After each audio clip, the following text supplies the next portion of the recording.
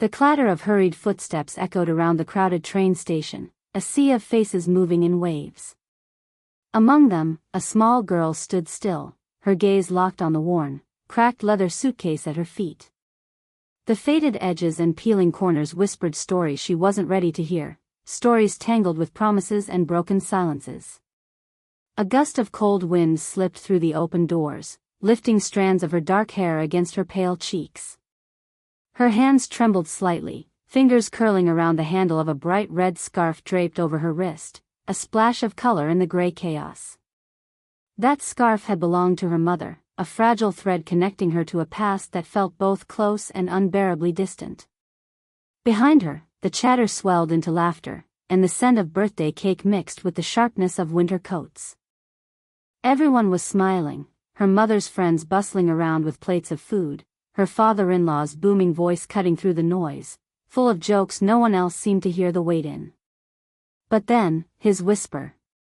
She didn't catch the words, only the way his eyes darkened as they met hers across the room, a shadow passing over the bright celebration. The red scarf trembled in her grip. Was it the cold, or something deeper? Her breath hitched. She wanted to look away, to join the others in their laughter, but her feet were rooted. Her eyes searched the crowd, landing on her daughter, tiny, radiant, perched on a chair, blowing out candles as if they could erase the tension thickening the air. The suitcase at her side felt heavier now, as if it held not just clothes, but secrets wrapped in silence. Her father-in-law's lips moved again, words swallowed by the noise. Yet she heard them in her bones, felt them coil around her heart like a tightening noose. "Be careful what you trust," he murmured. A chill spiraled through her, and the red scarf slipped from her wrist, drifting to the floor like a small, urgent signal. Everyone was still smiling. But for her, the celebration had already fractured. The red scarf lay crumpled at her feet, its vibrant thread tangled in the gray dust of the station floor. She knelt slowly, fingers brushing over the soft fabric, feeling the faint scent of lavender and something older, her mother's scent, a whisper of warmth she hadn't known she missed so much. Her eyes flicked to the cracked leather suitcase beside her, the one she'd clutched all morning like a lifeline. It wasn't just any suitcase. She remembered the first time she'd seen it, years ago, resting under the worn kitchen table in her father's cramped apartment. That suitcase had carried his dreams, and disappointments, across the country. He had said once, his voice low and rough, "This bag holds what matters most. Never let go of it." But her father had gone away, leaving behind more silence than memories. The suitcase, cracked and faded, was the only trace of a man who never quite stayed. Now, it was hers to carry, along with all the weight she couldn't put into words. Around her, the station swirled with movement. Families embracing, children laughing, tears mingling with smiles. She watched a woman reunite with her son, their eyes shining like stars, while another man lifted a small child into his arms, whispering promises that felt fragile and new. Their joy stung, a mirror to the loneliness that clung to her. She wrapped the scarf back around her wrist, fingers trembling again. She was trying, she told herself. Trying to keep her daughter safe. Trying to make a life that wasn't just a series of quiet failures. Bills stacked like thin walls around her, the weight of every unpaid debt pressing down. But no one saw the hours she worked, the nights she stayed awake counting pennies. Her gaze flicked to a man standing a few feet away, quiet, unassuming. He watched her with eyes that didn't flinch, the kind of silence that felt deliberate, almost protective. She wanted to look away but found herself drawn to his steady presence, a strange comfort in the chaos. Her daughter laughed, tugging at her sleeve, pulling her back from the edge of something she couldn't name. The little girl's bright eyes held only innocence, unaware of the tension threading through the room like a fragile wire. The man shifted, a brief flicker of something unreadable crossing his face before he turned away, disappearing into the crowd like a shadow swallowed by light. She blinked, suddenly aware of how alone she felt despite the noise. The suitcase felt heavier now, as if it held not just her clothes but the silent hopes she'd packed away long ago. Her father-in-law's whisper echoed again in her mind, "Be careful what you trust."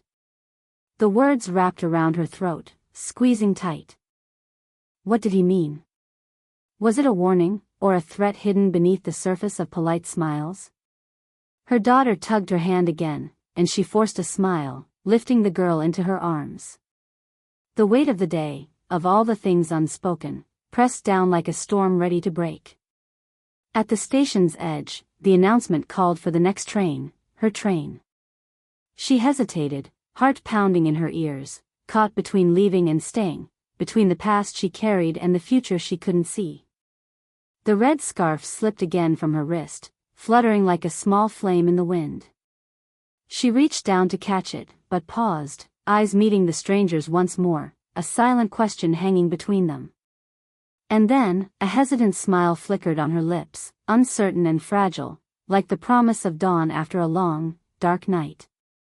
The sky darkened suddenly, a low rumble of thunder rolling over the station rooftops as a sharp wind tugged at her coat.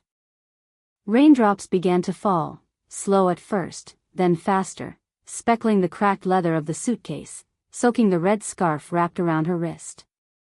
She shivered, the chill biting deep, but her eyes remained fixed on the man across from her. He stood under the station's weathered canopy, hands stuffed deep in the pockets of a threadbare coat. His shoes were scuffed and worn, old enough to have walked through storms no one ever talked about. A faint crease at the corner of his mouth hinted at years of quiet endurance. When he shifted, a small leather wallet slipped from his pocket and fell to the ground with a soft thud.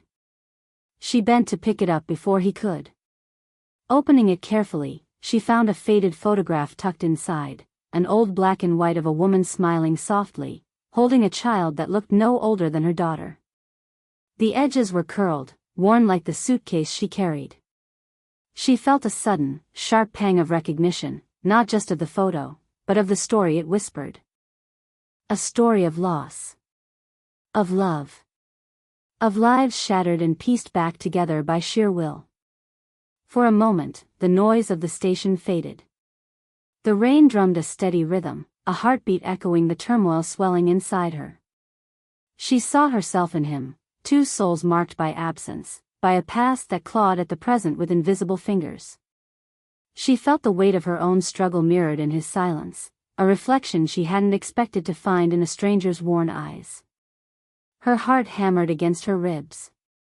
She needed to leave, to catch the train that would take her and her daughter away from this place, from the cryptic warnings whispered in a crowded room.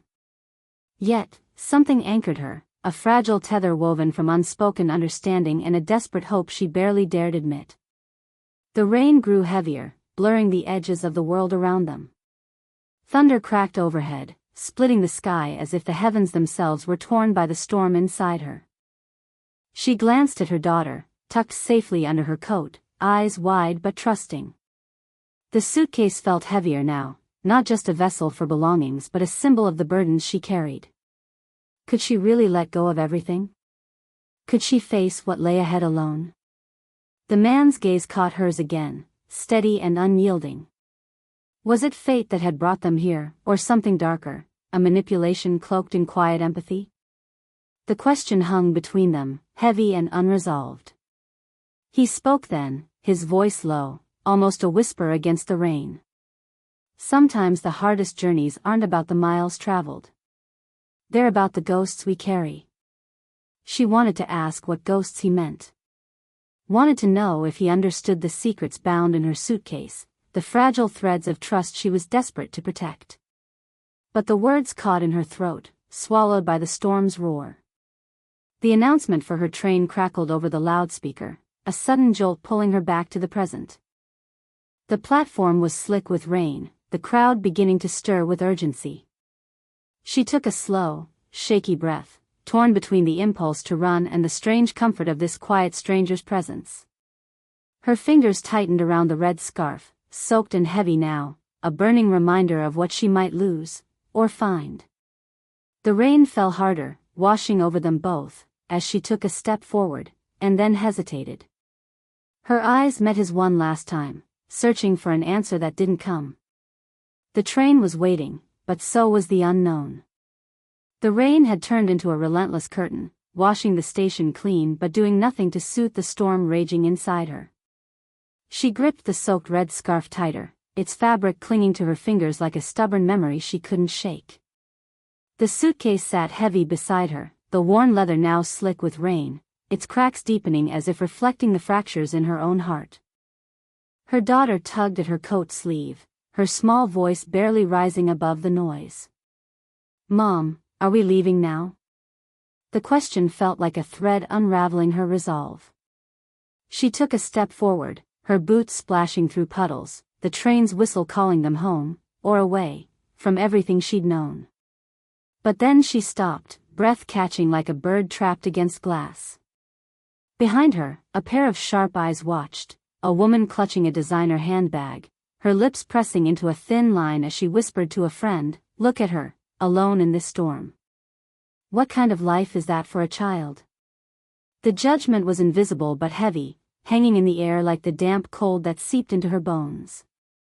The murmurs of the crowd, the sideways glances, the half-smiles of pity, none of it touched her, and yet all of it pressed down like weight on fragile wings. She closed her eyes, the image of her father-in-law's whisper returning, the warning buried in a voice meant only for her ears. "Be careful what you trust." Trust. A word that felt like glass shards in her chest. Suddenly, a soft movement caught her attention.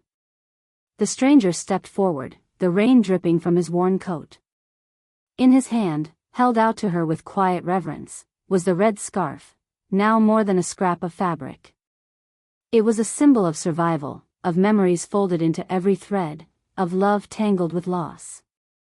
She hesitated, reaching out as if to take it, but the moment hung suspended, too fragile to grasp fully, too raw to let go.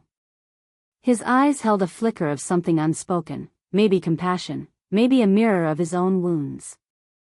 Some people carry more than just bags, his voice was a soft echo in the storm, they carry silence. And sometimes, that silence is the loudest thing. The words wrapped around her like a fragile shield, both balm and burden. She looked down at the scarf, then back into his eyes, searching for a sign, hope, betrayal, something that would make sense of this strange encounter. Behind them, the world rushed on. Passengers huddled under umbrellas, conversations buzzing, footsteps pounding, but in this small, rain-drenched space, time slowed. Her daughter's small hand slipped into hers, a quiet anchor in the swirling chaos. The woman with the sharp eyes crossed her arms tighter, casting one last glance, half disdain, half sorrow. Society's invisible lines drawn around them, defining who belonged and who didn't, who was worthy of trust and who was not. Her breath hitched. She wanted to turn away, to step onto the train and vanish into the hum of routine. But her feet refused, rooted in the weight of the moment, the whispered truths, the unseen scars shared between two strangers. The rain softened to a gentle drizzle, the storm outside mirroring the one inside her, a tempest waiting to break, a secret too heavy to carry alone. And so she stood, caught between what was and what could be, between silence and speech, between leaving and staying. The scarf slipped from his hand, drifting down like a feather onto the wet ground. She reached for it, not yet ready to hold it, but unwilling to let it fall away. Her eyes met his once more, unanswered, uncertain, and full of the kind of pain that doesn't heal with time, only with truth. And with that, the moment shattered, leaving only the sound of rain and the beating of two hesitant hearts, suspended on the edge of something neither dared to name. The red scarf lay heavy in her hand, soaked through but pulsing with meaning she hadn't fully grasped. She barely noticed the rain slowing to a soft mist as the stranger spoke again, his voice low but steady. "That scarf belonged to my daughter," he said quietly, eyes darkening with something raw and unspoken. "She passed away 2 years ago. It was the last thing she wore." The words landed like a thunderclap, sharp and impossible to ignore. Her breath caught, memories flooding back, the way her own daughter's laughter had filled their tiny apartment just hours before, the fragile line between joy and grief she was constantly walking. Her fingers tightened around the fabric. This wasn't just a piece of cloth. It was a connection, two broken families tangled by loss and silence. She glanced at him, searching for answers in his guarded expression. The scar in his voice deepened, but beneath it was something else, an unyielding resolve. "Why are you here?" she whispered, the question heavier than the rain. He hesitated, then pulled from his coat a sleek business card, sliding it into her palm. The logo gleamed under the dim station lights, Harrison Holdings. Her eyes widened in disbelief. Harrison Holdings, the company she'd applied to weeks ago, the one that could change everything for her and her daughter. The job she'd dreamed of, a chance to escape the cycle of struggle. She stared at the card, the weight of her world shifting beneath her feet. "You're the owner?" The words slipped out, disbelief and hope colliding. He nodded, a bitter smile tugging at his lips. "I'm a lot of things, but most days I feel like I'm just holding on.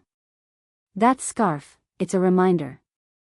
Some people carry more than just bags, they carry silence."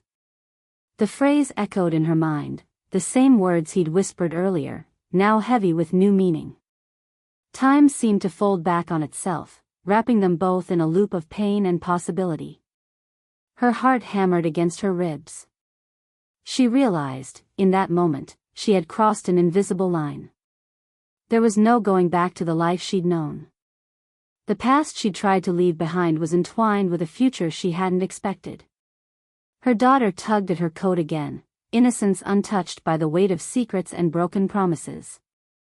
With trembling hands, she folded the scarf carefully, feeling the threads pull tight like the invisible bonds now linking their lives. The stranger stepped aside, gesturing toward a nearby doorway, the entrance to Harrison Holdings' private office.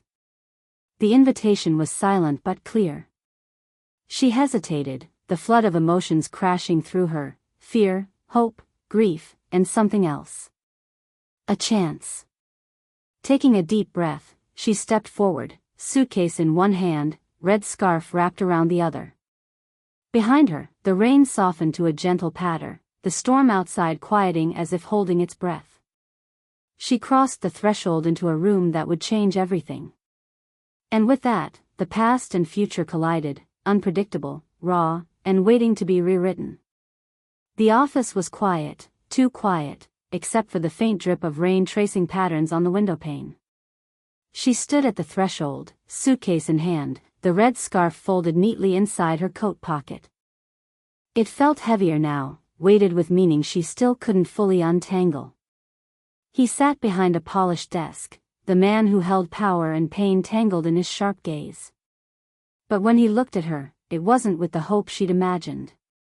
Instead, there was something colder, distant, like a mirror reflecting a ghost. "You remind me of her," he said softly, voice thick with something she couldn't name. "Not because of your daughter, because of your fight, your silence. The same way she carried hers." The words hit her like a wave crashing against cliffs, fierce, undeniable, and yet hollow. She had hoped for connection, for rescue. Instead, she found reflection. His hand reached into a drawer and pulled out the red scarf. He held it between them, a fragile thread linking past and present. This belonged to her. "I've kept it all this time, hoping it might hold some part of her back." She swallowed hard, the tears threatening to spill. "I never meant to take it from you. I only wanted to hold on to something real." He nodded, the weight of years pressing into the silence between them. Slowly, he extended the scarf toward her. "Keep it. But not as a chain. As a reminder that some wounds heal only when we choose to let go." She took it, fingers trembling, the fabric warm despite the chill. It was a surrender, a gift wrapped in loss and hope.